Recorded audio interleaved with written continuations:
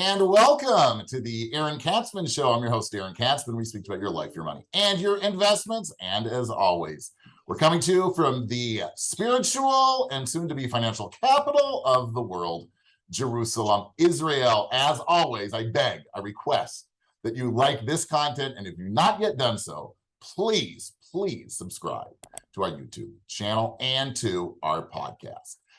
We are continuing on the theme of entrepreneurship, but we're doing it a little differently. This time, due to demand, right?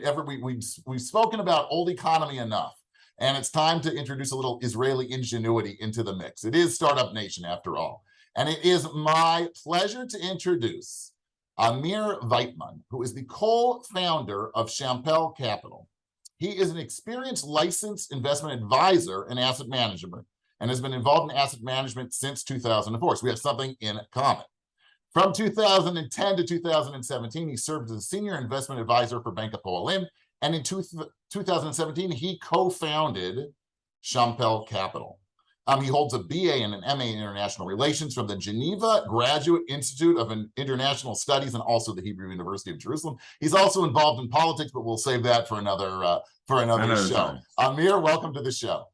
Thank you, Aaron. So let's jump right in. So you were in my line of work, right? You were doing investment advisory work for Bank Hapoalim. How do you decide to transition from that into the world of venture capital? Well, I really didn't plan it. I mean, I planned on doing something else. It was part of my plan of I was thinking about doing something else more exciting than working in a bank. Politics was one option. Doing something else in business was another, and then simply came an opportunity. I mean, I grew up in Switzerland, in Geneva, and my best friend, we actually grew up together. We know each other since kindergarten, literally since 1978. We were 3 years old. And so he's my best friend. He called me one day. He did well in life. So he called me one day, early 2017, and he said to me, listen, Amir, I want to invest in the Startup Nation. I know you're knowledgeable about the whole space, about the industry, finance, etc. So I want you to leave the bank. Let's do business together. So that was the opportunity. Needed a little bit of courage because it's a bit of going into the unknown. But Baruch Hashem, thank God, everything is for the better. So I did leave the bank April 2017 and started working with my friend. Originally, we invested his own personal capital, and I would say friends and family around, and we started growing, brought in more clients, LPs, and then we decided we're going to create our own fund because, thank God, so far so good, with already 3 exits and more to come. And so we created our first fund early this year, January 2022. We raised around $30 million and looking forward to raise more money, carry on investing in the first fund, in the first iteration of our activity. We have made 14 investments, 14, and now we have already invested in our fund, in the second fund, already in 4 companies. 2 more are at the stage after term sheet. In other words, we are looking, to sign final agreements with them. I would say, hopefully, before the Rosh Hashanah, before the new year, and so we should be with the portfolio by the Chagim, by the festivals, over 6 companies, and then of course we've got a large funnel of other companies. So we're looking to deploy our capital quite aggressively because, to put it together, with your introduction, we see how the markets are going down now. I remember very clearly, Warren Buffett said once that stocks are very peculiar. It's the only thing in the world that people are scared of buying when they become cheaper. And doesn't make sense, does it? Right. So first of all, I'm saying here, and as an investment advisor and as an asset manager, you have to be careful, everything depending on your own personal circumstances, etc., etc. I'm not giving a wholesale investment advice. No investment advice, right? Right.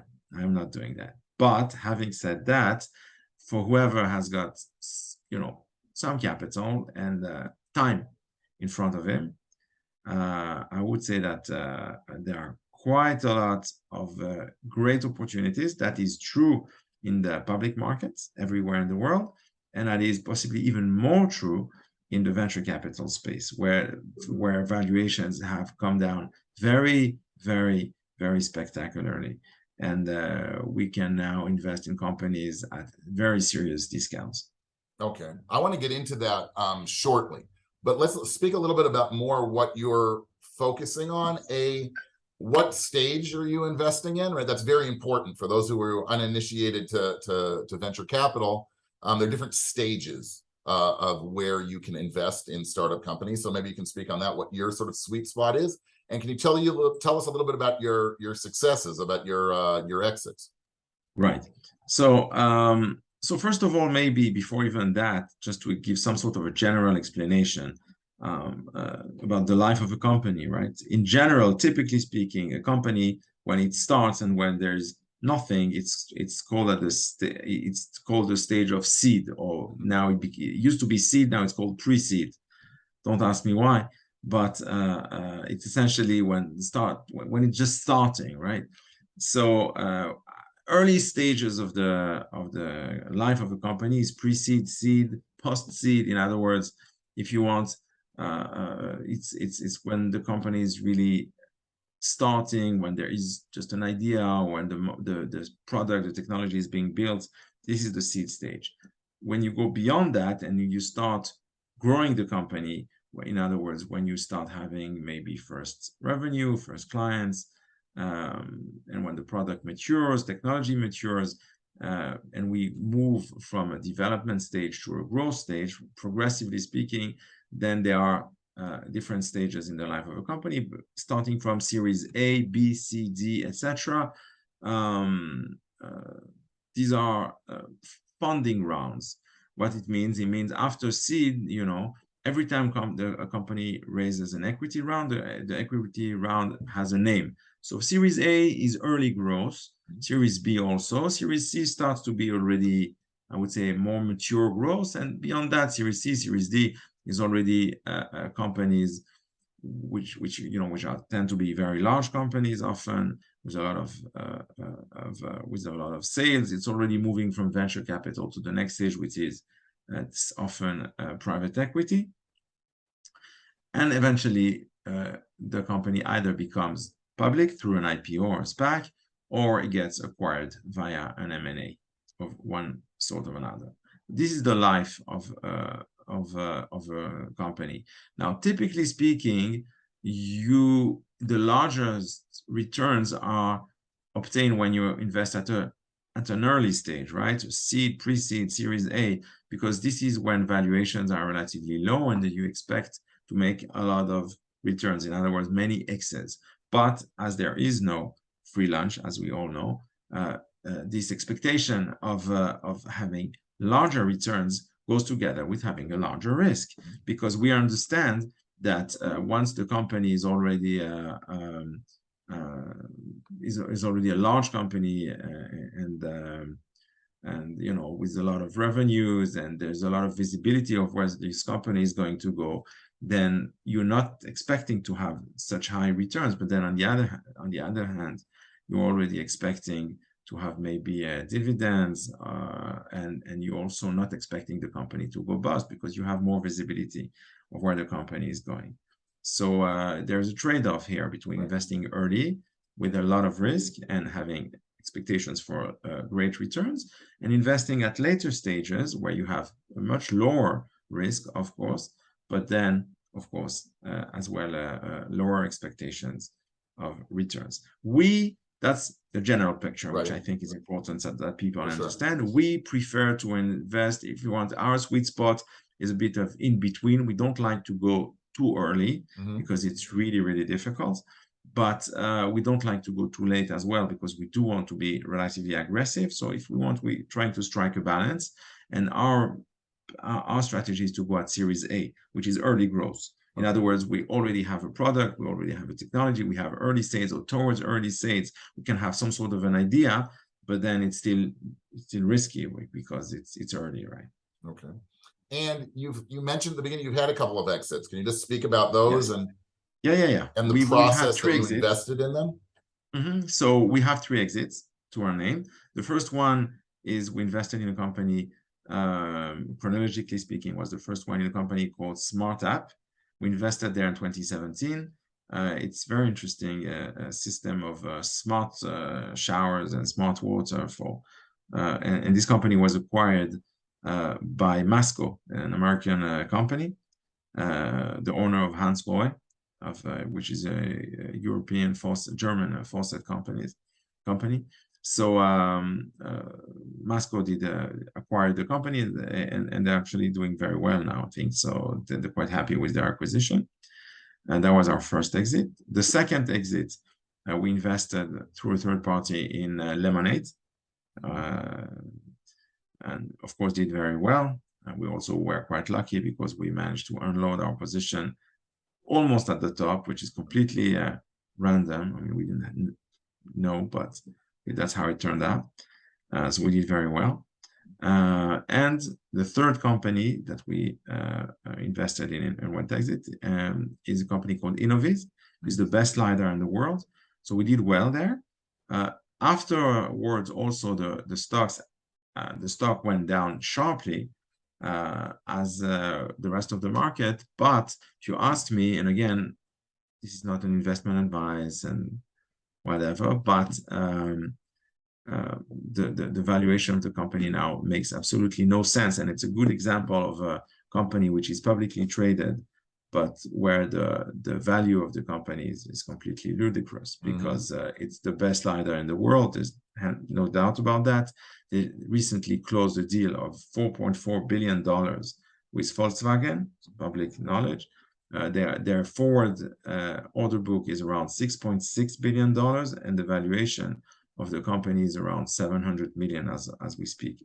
So it doesn't make any sense to me. I think it's a great classic case, we say in the business when markets drop, of throwing the baby out with the bathwater. Right. So everything is collapsing. I think it's a good example of, if you do intelligent stock picking now. Again, I'm not talking about VC, but I think intelligent stock picking now probably will give investors over the next, I don't know how long, 1, 2, 3, 4, 5 years, probably very, very high returns. These are our exits. Okay, so and we have got more to come soon. Okay, so now let's transition, right? So the markets, especially tech, have been battered so far in 2022. That has big ramifications here in Israel, right? You look at the headlines, you know, every other high-flying tech company is now laying off 10% of their workforce. There are pluses and minuses, or advantages, right, to I guess on your end, right, as an investor. On the one hand, you have to keep your existing portfolio stable, right? You have to stabilize that. On the other hand, there are great opportunities for you, right? If you're a company, things are different, right? You've got to stretch the money you have, you know, and try and survive. So speak a little bit about that, I guess, from your angle, right? How you manage the current portfolio that you've already invested in tough times, and the opportunity that's out there now for undeployed capital that you already have. Well, it's first of all, you're 100% right. Both aspects are correct, and it's really both sides of the same coin.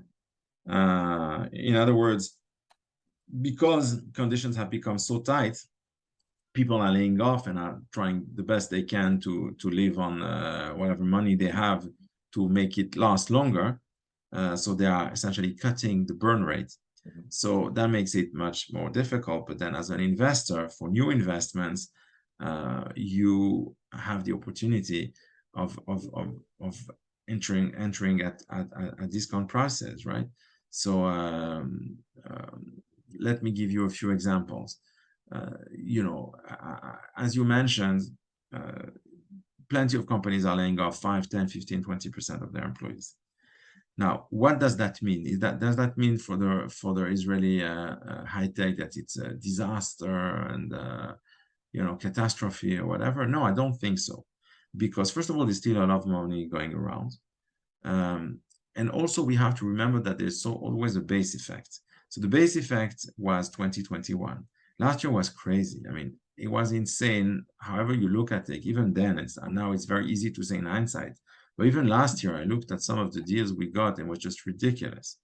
So I think that we are just going back to normality. So I think it's very healthy what's happening. It's unpleasant for everybody involved, but it's really going back to normality. And if you're looking at, long-term tendencies, trends in the markets, in the VC market in Israel, I think we're simply back to the long term. We're even still a bit above the long-term growth trend in the VC market in Israel. So I don't think there's anything inherently wrong with what's happening. We just went crazy. I mean, the whole world went crazy last year, and now we're going back to normality, and we have to have some sort of an adjustment. That's it. So if you ask me 2 years from now, I don't know. I'm not a prophet, but it's highly likely that we will have forgotten this episode. But of course, some of the companies are going to go underwater because they were not prepared for these events, or they just had to raise money at the wrong time. And it's difficult to raise money now. It's very difficult, much more difficult than it was a year ago. So yeah. What spaces, what sectors sort of in the whole tech world that exists in Israel do you find the most exciting going forward? Yes. So let me give you in just a 30-second our pitch, and this is really going to answer your question, because this is where we're investing. So we believe that the comparative advantage of Israel is in deep tech. In other words, is the brain power that's here. It's really creating disruptive and transformational technologies. This is what we do best, I think, in Israel. So we are looking, to solve real problems in real markets, large and growing.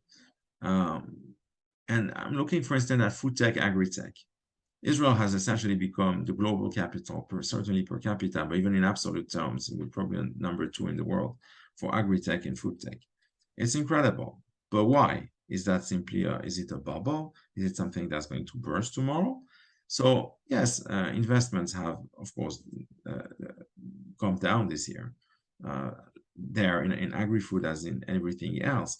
But the reality is that the transformation that the agricultural industry and the food industry are going through right now is probably the most important and fastest transformation ever in the history of mankind. For thousands of years, we have never, ever witnessed such a huge and fast transformation. So food industry, if you want, 20 years ago was still old tech. Today, it's progressively becoming modernized, but 20 years from now, we're going to be eating something very, very different. The whole process is going to be much more efficient, of course, and digital and modern. And that's on our agri-tech side. And on the food tech, the type of food we are going to be eating is going to be very different. Let me give you 2 examples of companies where we have invested. One is Aleph Farms. It's a lab-grown meat. So it's real meat. It's not meat alternatives. It's real meat. And human beings need meat because we've been eating meat for thousands of years. So I don't believe that we are going simply to get rid of eating meat. This is not going to happen. We may be eating less meat. That's possible. Plant-based meat alternatives are probably going to grow. There is no doubt about that. But overall, even if the taste becomes better, the texture becomes better, etc., at the end of the day, people like meat. And they need meat also. Yes, we do. Yes. Yes. And this being the case, we need to find more efficient ways and more humane ways of producing meat. And I think that Aleph Farms and a few other companies, of course, like Aleph Farms, are the solution to this problem. So the idea is you essentially create in a lab, in vitro, if you want, a steak within 3 to 4 weeks. And it's a real steak, it's real meat. You're not eating pretend meat. You're eating real meat, just meat that was created not out of a living cow, but out of cells which have been essentially grown in a lab. That's one example. The other example is a company where we have invested called Remilk. So, but both companies in Rehovot. So Remilk is an amazing company, which, if you want, the concept is the same as Aleph Farms in terms of here for milk products, dairy products, you're going to have milk not coming from a cow. This is not lab-grown milk.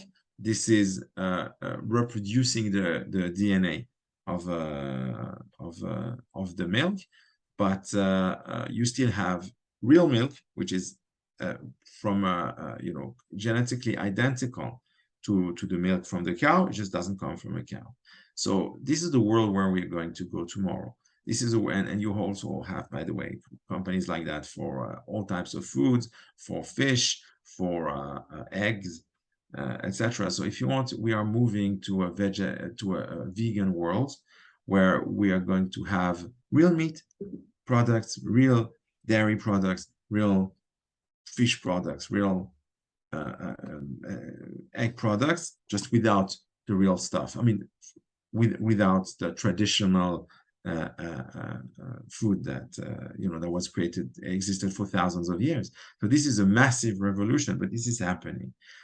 We love that. I think it's it's all in the rage with the ESG, the impact, sustainability, and all this stuff.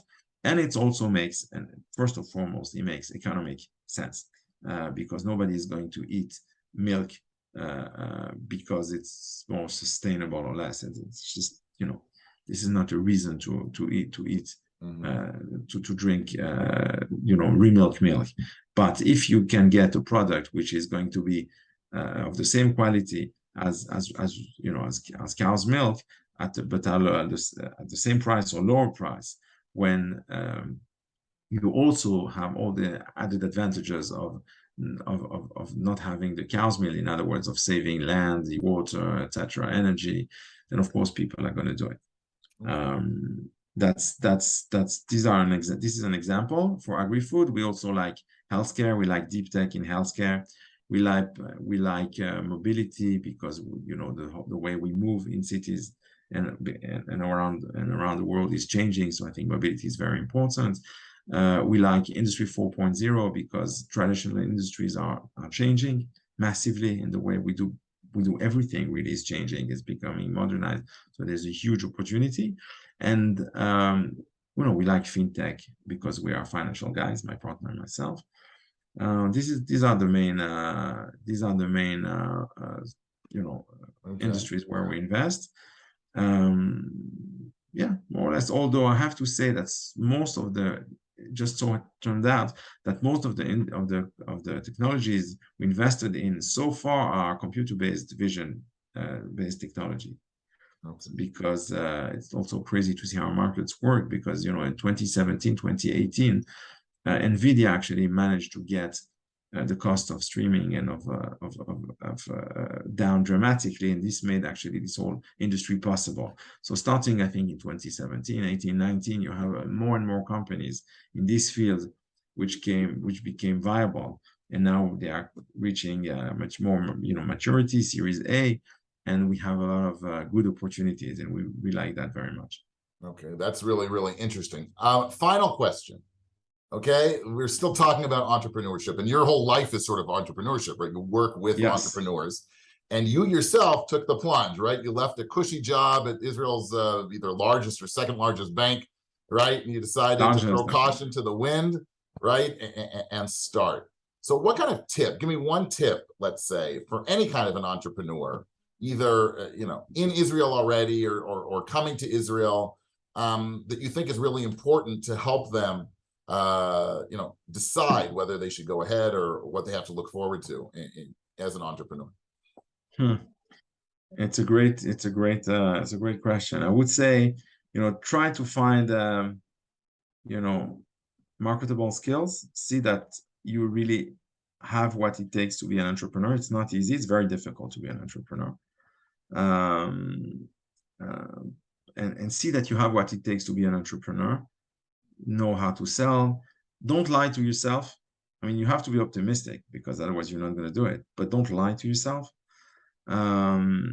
Look, try to be as realistic as is possible. In other words, okay, if we're talking about tech, do I have a technology which is really unique and interesting and different? Is there a real use case in real life for that? In other words, one of the worst thing we can do as VC investors is to invest in a company which is really a technology looking for a product, looking for a market. That's really bad, because sometimes you've got great technologies, but so what? They're not marketable, right? So you need to find something where there is a real demand, real markets. But that if you know how to do that and you have what it takes, then go for it. Go for it. Don't be scared. Don't be afraid. God will help.